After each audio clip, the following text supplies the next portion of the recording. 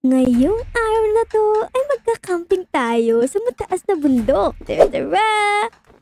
Ayun, nasa tuktok na tayo. Wow, grabe ang ganda ng view dito. Kaya panoorin mo ang buong video para malaman mo ang buong kwento. Hey guys, nakikita niyo ba to? Meron tayong backpack dito. At dahil nga ngayong araw guys, gusto kong mag-camping. Pero hindi lang basta-basta camping. Dahil pupunta tayo sa snow. Oo, magka-camping tayo sa snow guys. Kaya meron tayong dala ditong backpack para magdala ng mga importanteng gamit. Tara guys, tingnan natin kung anong pwedeng ilagay dito sa loob. Ayan, lagay natin siya dito. Ayan guys, ito na yung backpack natin Astig, color brown yan para aesthetic. Ang cool diba? Tapos may bulsa pa. Diba? Ang cute. Tapos, pag binuksan nyo siya, guys, ayan dami mong pwedeng lagay, diba? Okay, so ang una natin kailangan is, panggawa ng ating magiging bahay dun. Okay, buti na lang meron ako ditong mga wools, guys. Ano kaya maganda dito? Parang gusto ko tong color yellowy. Kasi, bagay na bagay sa ating damit. Tara, lagay natin to sa ating backpack, guys. Tapos, dito sa ating chest, tignan natin. Meron pala tayo ditong 50 pesos guys. Dahil natin to baka mamaya may mga pwedeng bilhin dun para meron tayong pera. Ay, oo, sword magdala din tayo guys. Mas mabuti nang mag-ingat tayo kaysa madedo tayo. Ayan, tapos yung ating 50. Ayan guys, so ilagay na natin yung ating bag sa likod natin para makaalis na tayo.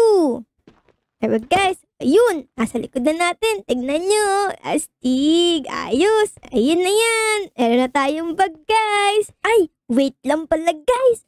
Oo nga pala. Pupunta tayo sa malamig na lugar. So dapat meron tayong baon na pangginaw. Kasi baka mamaya manigas tayo dun. Tara guys, kuha tayo sa ating bahay. Ito guys, alam ko meron akong pangginaw dito Eto, ayun, leather. Ayun, ayos yan. Para hindi tayo giginawin doon sa pagkakampingan natin. Okay, so dito naman yung ating mga pangginaw. Ayan, kompleto na guys. So tara na guys, this time tuloy na talaga tayo. Let's go! Ayun guys, anito na tayo. Sa likod nga natin yun yung aakatin nating bundok. Tapos sa taas nun ay doon tayo magka-camp. At maglalagay ng ating titirhan. I'm so excited! Siyempre, dala ko pa din yung ating bago. Siguro dapat mag-stretching muna tayo. Para hindi masyadong sumakit yung katawan natin. Pero guys, stretch natin yung ating mga braso. Ayan, stretch. Tapos, palakpak naman tayo.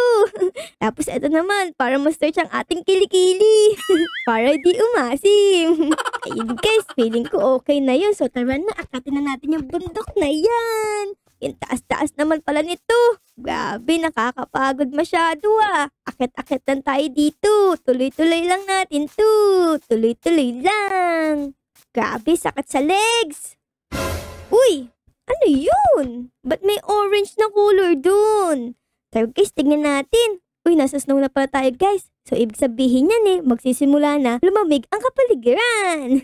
Tara guys, tara. Dito tayo punta natin tong kulay orange na to. Ano ba to? Uy, parang may sasakyan dyan Uy, ay, galing. Wow, ano yan? Wow, parang snow jet ski guys. Yun yung ginagamit pag pupunta kang snow tapos sasakyan mo siya para di sumakit yung paa mo at para mas mabilis ka makarating sa taas. Ang astigin niya, tignan color blue pa. Tanong nga natin kung magkano para hindi na mahirapan yung paa natin pagtaas dun sa tuktok.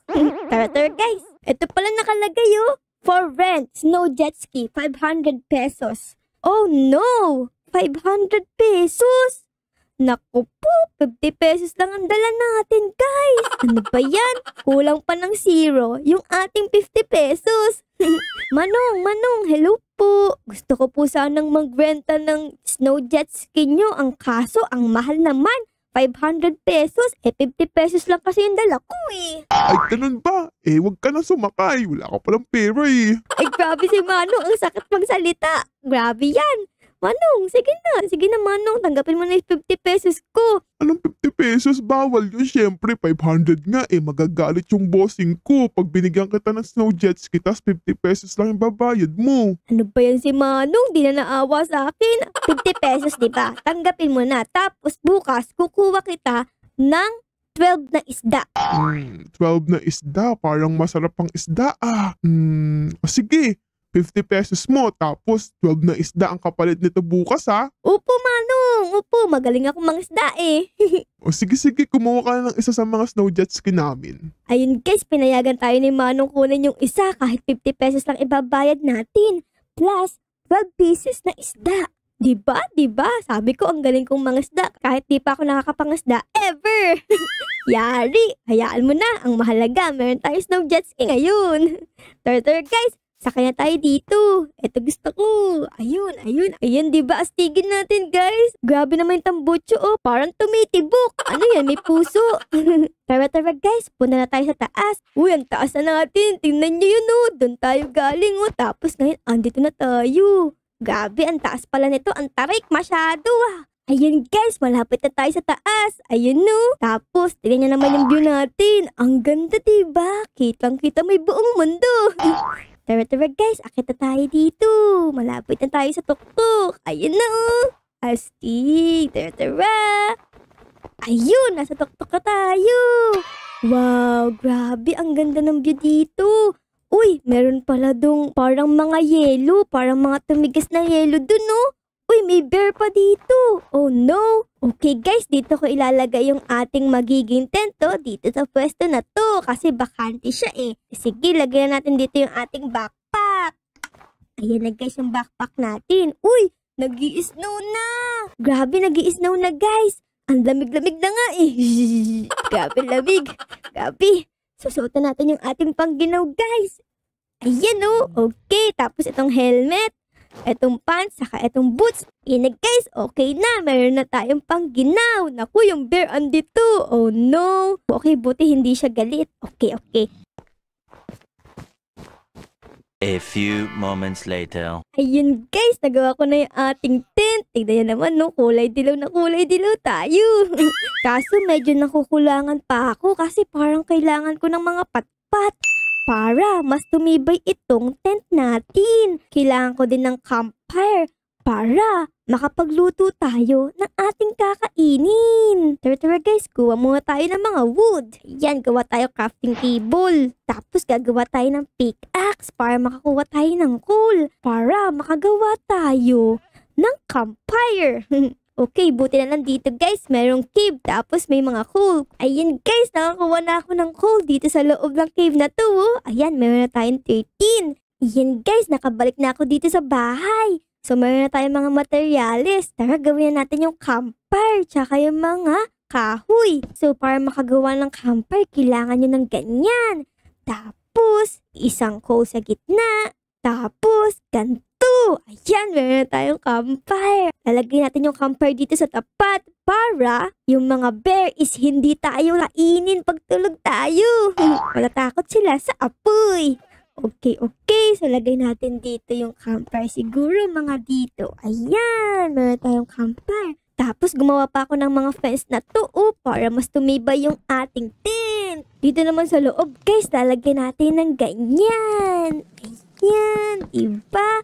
Tapos, gumawa nga din pala ako ng door dito para magkaroon ng door ang ating tent para mas astig. Ay, wait lang. Lagyan din natin ito. Tapos, lagyan din natin nito. Ayan.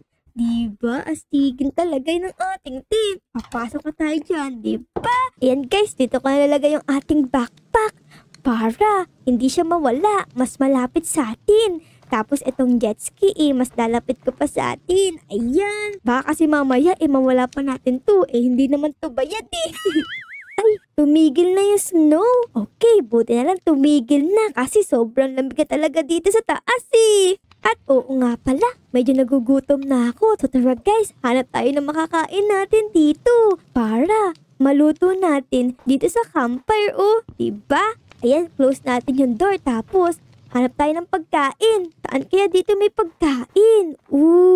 Ikaw bang rabbit ka. Baka pwede kang kainin ah. Parang masarap ang rabbit ah. Hanap muna tayo ng iba nga. Parang wala talaga tayong choice guys. Kailangan natin chop-chopin tong mga rabbit na to para makakain tayo. Naku po, I'm so sorry mga rabbit. Pero kailangan ko ng food. Tara, ayun. Ano to? Naku, rabbit hide lang. Kailangan ko nung meat nila. Asa na yung iba? Ikaw, mukha kang kawa. Pwede ka na. Baka lasang kaw ka din. Ayun! Uy, nakakuha tayo ng isa. Wala na bang iba dito? Kahit isa pa siguro para mabusog ako. Isa pang rabbit, please. Please. Kasi walang mga cows eh. Ito. Ikaw ang maswerte. Maswerte ka ngayon. Pok. Asa na? Ang likot mo naman. Uy. Grabe. Ang galing ko sa PvP ah. Asa na?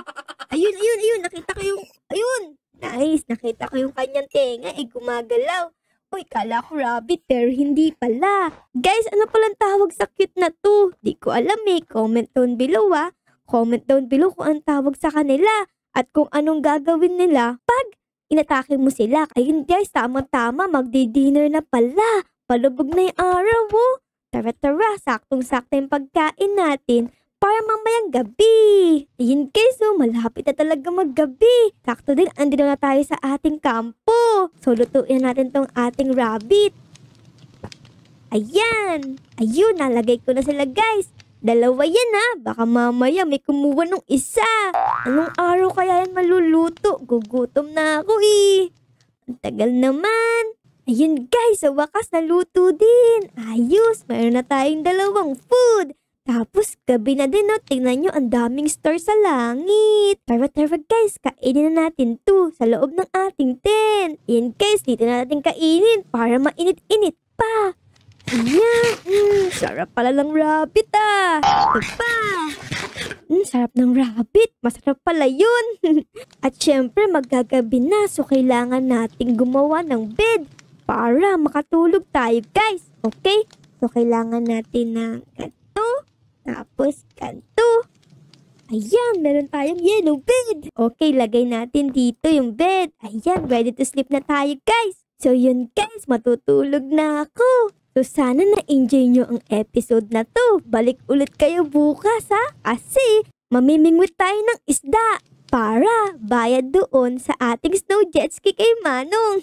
So, ayun, salamat ulit sa panonood ng video na to, ha? At syempre, bago matapos ang episode, baka naman po pwedeng pa-like, pa-subscribe, at pa-comment na din po ng favorites ninyo na nangyari dito sa episode na to. So, ayun lang guys. Maraming salamat sa panonood. Aura loves you all. Bye-bye guys!